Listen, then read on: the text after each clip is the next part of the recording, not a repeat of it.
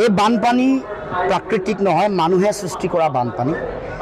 এই বানপানীৰ লগত কয়লাৰ অবৈধ খনন আৰু সৰবৰাহ, বালি শিল খনন আৰু সৰবৰাহ সিন্ডিকেট, মাটিৰ খনন আৰু চৰকাৰে নিজে কোৱা, চৰকাৰে কৈছে, চৰকাৰৰ তেওঁলোকৰ যিটো গভৰ্ণমেণ্টৰ ষ্টেট ফৰেষ্ট যিটো ৰিপৰ্ট আছে তাত কৈছে যে 2013ৰ পৰা 2023লৈকে 397.88 বৰ্গ কিলোমিটাৰ গছ নাগালেণ্ডত কাটি তহিলং কৰি দিয়া হৈছে।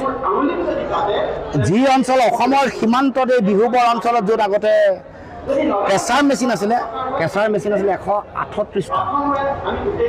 কোনটো পৰ্যায়ত মানে পাহাৰৰ ওপৰত কয়লা খনন বা শিল খনন, বালি এইবোৰ খননৰ লগত কেনেকৈ জড়িত হৈ আছিল এই কথা সকলোৱে জানে। আৰু এই গোটেই কথাটোৰ লগত, গোটেই কাণ্ডটোৰ লগত চৰকাৰ জড়িত, চৰকাৰী যন্ত্ৰ জড়িত নহ'লে কেনেকৈ?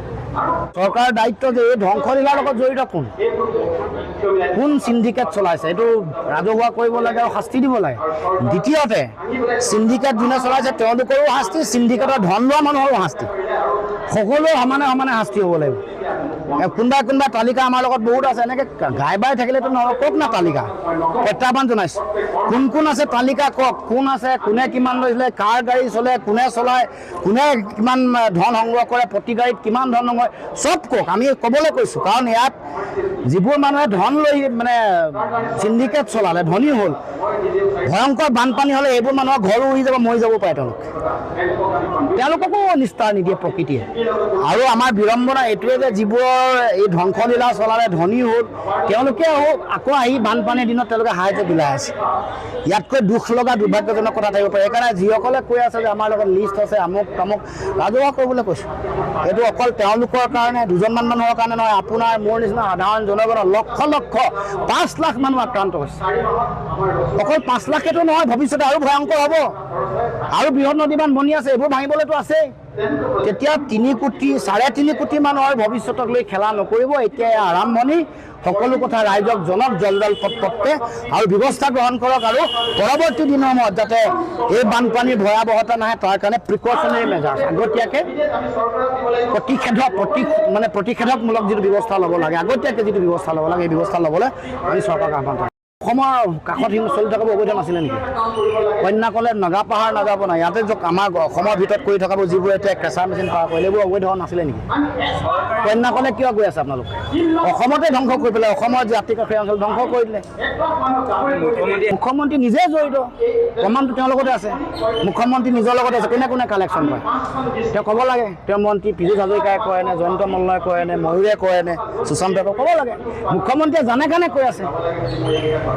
মুখ্যমন্ত্ৰীয়ে এই গোটেই ঘটনাবোৰ, গোটেই সমগ্ৰ অসমৰ যিমান সিন্ডিকেট চলে সকলোৰে মূল নায়ক অসমৰ মুখ্যমন্ত্ৰী। সিন্ডিকেটৰ মূল নায়ক, মহানায়ক হৈ গ'ল অসমৰ মুখ্যমন্ত্ৰী।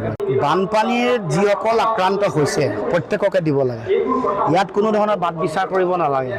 আৰু নাই পোৱা কিয়, এইটো আচৰিত কথা। কাৰণ তথ্য সকলো অঞ্চলতে আছে। পঞ্চায়তৰ সভাপতিয়ে হওক, ৱাৰ্ড মেম্বাৰৰ ওচৰত আছে, বা মিউনিচিপালিটি এৰিয়াটো তেওঁলোকৰ লগত আছে।